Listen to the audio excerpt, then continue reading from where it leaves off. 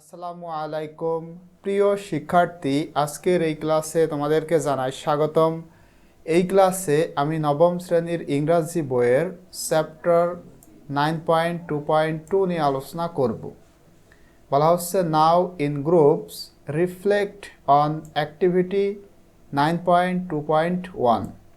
9.2.1 তোমাদেরকে আবার স্মরণ করতে বলা হচ্ছে অ্যান্ড আইডেন্টিফাই দ্য থিংস, এবং এই সমস্ত বিষয় শনাক্তকরণ করতে বলা হচ্ছে। কোন বিষয়? এই যে ফর এক্সাম্পল, উদাহরণস্বরূপ, এক্সপ্লোর হোয়াই ওয়াটার ক্লগস, কেন পানি জমে থাকে সেটা অন্বেষণ, and how to solve this problem, এবং কিভাবে এই সমস্যা সমাধান করা যায় সেটা। এক্সপ্লেইন দেম উইথ এক্সাম্পল, এবং সেইগুলা তোমাদের এক্সপ্লেইন করতে হবে, মানে ব্যাখ্যা করতে হবে উদাহরণ দিয়ে। ইটিস আরও যেগুলো রয়েছে সেগুলো। For answering why water clogging occurs, এবং অ্যান্সার করার জন্য কেন পানি জমে থাকে, মানে কেন জলাবদ্ধতা হয়ে থাকে সেটার উত্তর করার জন্য। And how you can solve this problem, এবং কিভাবে তুমি এটা সমাধান করতে পারো।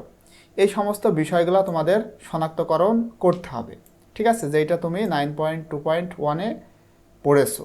দেন check your understanding with nearby groups, এরপরে তোমার পাশের গ্রুপে তোমরা তোমাদের যে উত্তর সেটা চেক করো, মানে তোমাদের বোঝাপড়াটা চেক করে দেখো যে সব কিছু ঠিকঠাক আছে কি।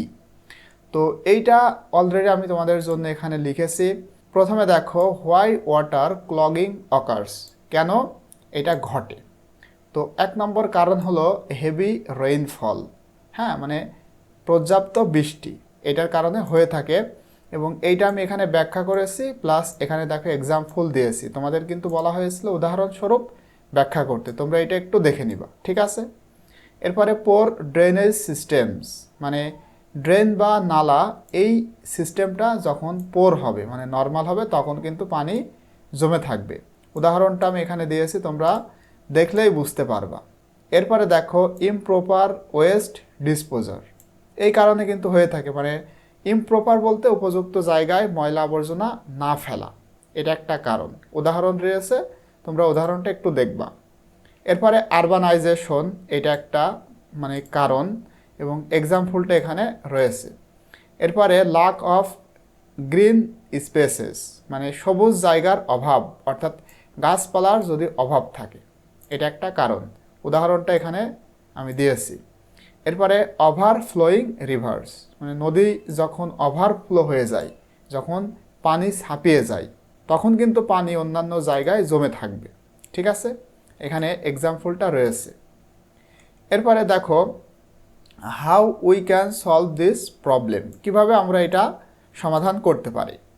1 নম্বর ইমপ্রুভ ড্রেনেজ সিস্টেমস, মানে ড্রেনের যে সিস্টেম সেটা ইমপ্রুভ করার মাধ্যমে।